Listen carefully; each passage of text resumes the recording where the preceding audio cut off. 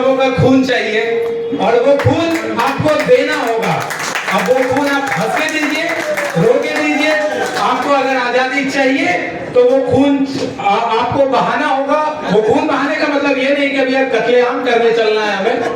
हमें अपने मानसिक जो जकड़ता अभी हमें जकड़ी हुई है कि हमारे पीओ हैं, हमारे अधिकारी हैं, इनसे हम क्या बोले, कैसे बोले। और दो तीन चीजें मैं मतलब विस्तार वाइज बता देना चाहता हूँ। हम लोग हड़ताल के लिए चल रहे हैं, उससे पहले दो तीन चीजें हमें कन्वे कर देनी होगी अपने दिमाग को, अपने मन को, अपने मस्तिष्क को, अपने रिफ्लेक्स मेमोरी को।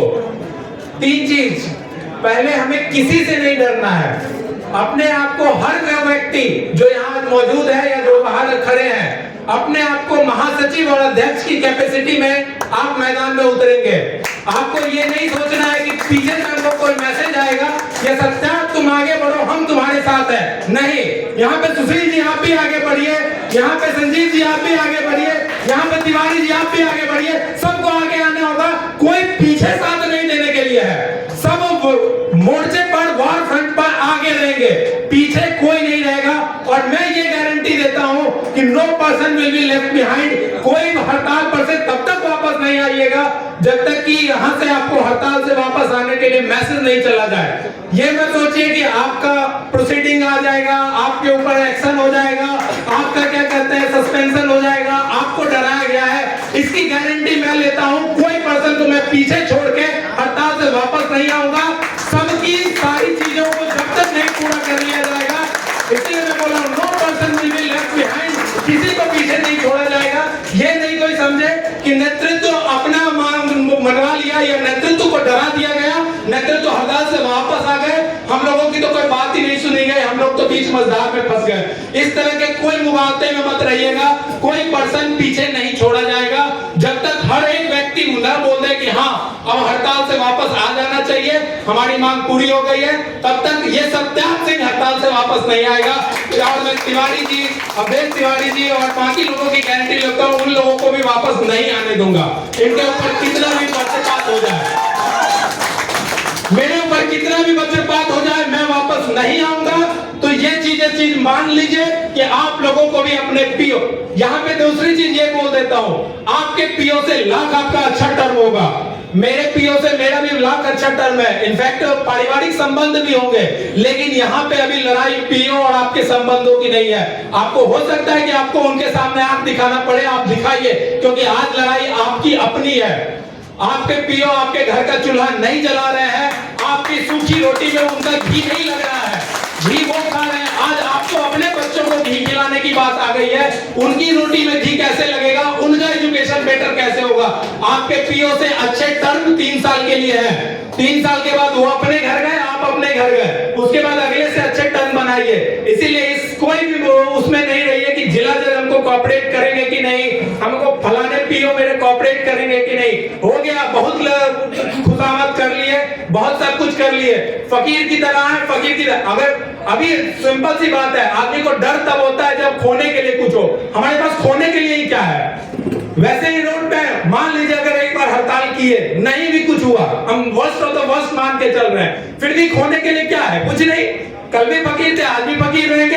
एक बार अपनी बात तो करके देखें, एक बार अपने झूठ लगा के तो देखें, किस बात का डर, किस बात का है, क्यों कौन सा आप अपमानित हो जाइएगा, और ऐसे कौन से सब अपमानित है।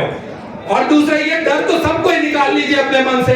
दूसरा, सीनियर बोल रहे हैं, बहुत लोगों का है कि सीनियर साथ नहीं दे रहे हैं, सीनियर कोऑपरेट नहीं कर रहे हैं। सीनियर के कोऑपरेशन के लिए मैं बोलूं, एक मैं लाइन कहना चाहता हूं, बाकी जो भी करिए, क्योंकि मैं भी सबसे जूनियर हूं।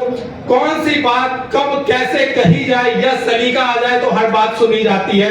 आप अपने सीनियर को बाय हुक और बाय क्रुक मनाइए, समझाइए, डराइए, जो कर सकते हैं आपको करना होगा। मैं बहुत अच्छा वक्ता नहीं हूं, लेकिन मुझे इतना लगता है कि अगर मेरे साथ मेरे सीनियर खड़े हैं तो आपके साथ भी आपके सीनियर खड़े होंगे। कुछ 5% 10% लोगों की मैं बातें नहीं कर रहा हूं, हो सकता है कुछ कुत्सित मानसिकता के लोग होंगे, उनकी मैं बात, लेकिन अब मेजॉरिटी ऑफ लोगों को इतना समझ में आता है कि उनको क्या डर है। मान लीजिए वो बोलेंगे हम रिटायरमेंट के वर्ज पे, अरे अगर स्केल बढ़ेगा तो उनका भी तो रिटायरमेंट बेनिफिट बढ़ेगा। उनको आपको समझाना होगा, उनको आपको अपने टीम में लाना होगा। इस तरह से डिस्कार्ड करके आप लड़ाई नहीं लड़ सकते।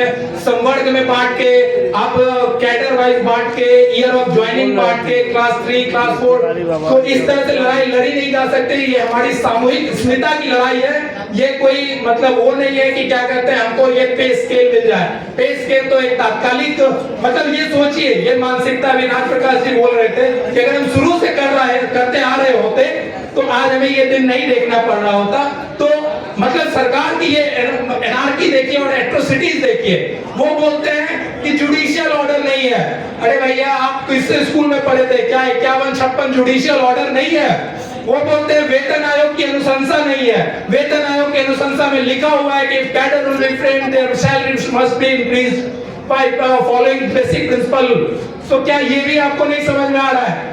उनका कहना है कि आपके लिए प्रशासनिक विभाग का कोई रिकमेंडेशन नहीं है। प्रशासनिक विभाग ने रिकमेंडेशन दे दिया, फिर भी आप बोल रहे हैं कि नहीं नहीं ये सकारण आदेश थे, इनको हम मुफस्सिल कैडर के इक्विवेलेंट मानते हैं। अरे उसी 7 PRC में आप मुफस्सिल कैडर को ज्यादा पेमेंट दे रहे हैं जिनका ग्रेजुएशन पे, और उनको कारण में लिखते हैं कि सिर्फ एजुकेशनल क्वालिफिकेशन के आधार पर हम पे नहीं बढ़ा सकते हैं। हमने सुप्रीम कोर्ट का ऑर्डर दिया 1991 में पास कि 10 पैरामीटर पे सैलरी बढ़ती है कि नहीं की। उसमें एजुकेशनल क्वालिफिकेशन है, नेचर ऑफ ड्यूटी है, जॉब सेटिस्फेक्शन है, हायरार्की और पोस्ट है। अब बताइए एक IAS के साथ जो PPS होंगे, क्या वो 1993 के